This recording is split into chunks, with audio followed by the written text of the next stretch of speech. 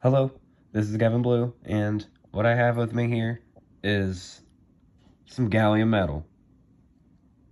Gallium is one of the only metals that you can safely melt in your hand. Look here, if you see here, I have melted it. It's taken me about 15 minutes to get it in this state, but as you can see, it's a free-flowing liquid. Gallium melts at around 86 degrees, so it's pretty easy to melt in your hand, but if you have a big amount of it, like 50 grams, which I should be getting in another week, it's better to melt it in hot water, because hot water is much hotter than 86 degrees. Gallium is used for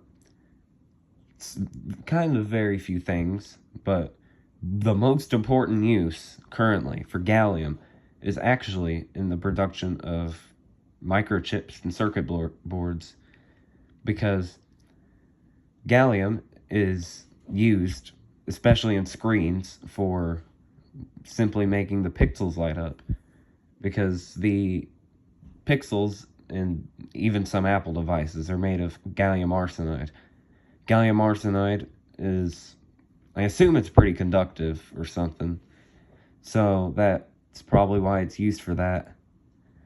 Gallium is also mixed with indium sometimes and some thermometers to, measure the temperature. Because back in the day, 50s, 60s, 70s, 80s even, mercury was used for thermometers. Mercury, which I've made a video about in the past, is a liquid metal at room temperature. You don't have to heat it up.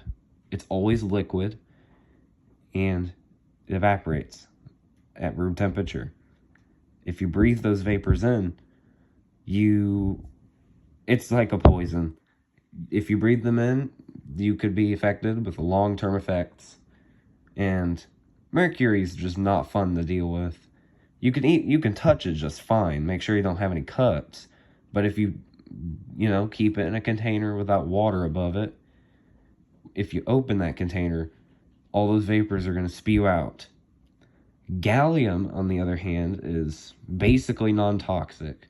The only concern is that it leaves all this residue on my hand. But that's easily removable. All you have to do is simply wash off with warm water.